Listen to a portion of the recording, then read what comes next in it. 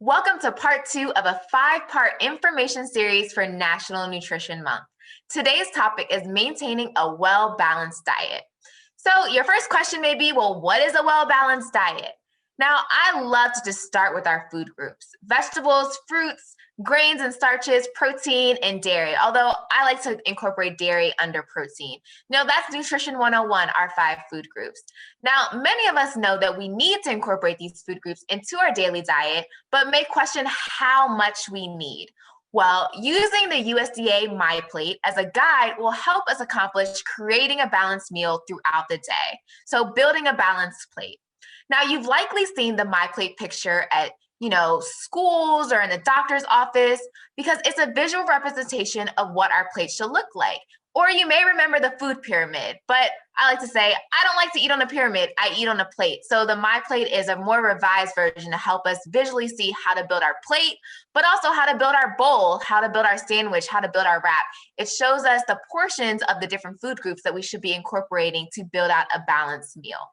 So why is a balanced diet important for overall health? Well, when we eat a balanced diet, incorporating these food groups, we're covering our macro and micronutrient needs. So our macronutrients are going to be carbohydrates, protein, and fat, the 3 nutrients that our body needs to thrive and survive.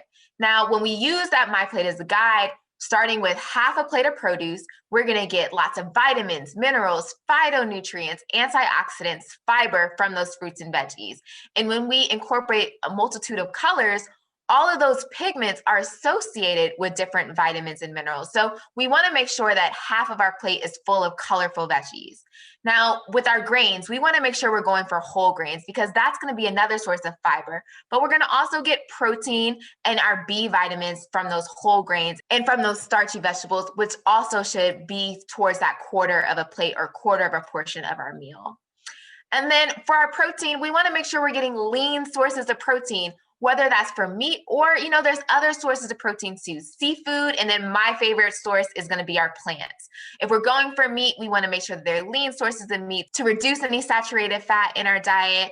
Seafood, the recommendations are for 2 servings a week. So incorporating seafood is a great way to get protein into our weekly diet.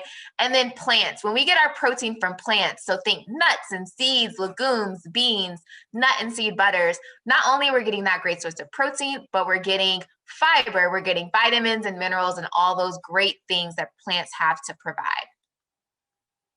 Now, speaking of our food groups and getting these whole nutrients, getting our macronutrients and micronutrients, what are some things that we should avoid? And top of mind is always sugar, salt, and fat. And you may question, should we avoid them altogether, or are they okay in moderation? So I like to say it's all about how much and how often, right? So it's all about how much we consume and the frequency. All foods fit. There's definitely room for everything, but we want to just think about how much we're consuming it and not going overboard, treating those treats as treats. Remember, we want to read that nutrition facts label. We went over that last week. So that's something that we want to be incorporating into our daily practice to helping us build balanced meals and snacks.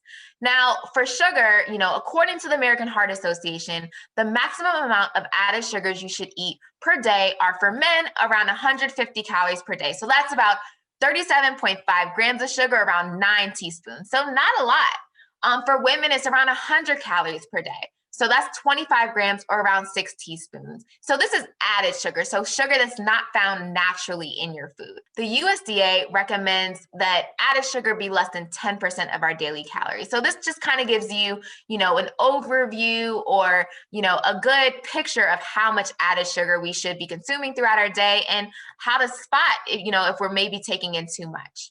Now, for salt, the American Heart Association recommends no more than 2,300 milligrams of salt per day, moving towards an ideal limit of 1,500 milligrams per day for most adults. But on average, Americans eat more than 3,400 milligrams of sodium each day. So we definitely want to be reading that nutrition facts panel and educating ourselves on what is in our food and what we are using to build our meals. Now, what advice do I have for choosing healthier foods and maintaining a balanced diet? Well, first and foremost is to go for real food. When I say real food, it's foods that you can think of its source, right? So those fruits and veggies and grains and even our lean sources of protein, we can imagine the source of that food. And so we're picking things that are made with whole ingredients. We're using whole ingredients to create our meals, and we're limiting processed food. So that's on the opposite end of the spectrum of real food. Processed food is going to be higher in that salt, higher in that sugar, higher in that saturated fat. So those are just my quick and easy tips for building balance throughout your day. So that's all I have for you today. Tune in next week for choosing healthy snacks.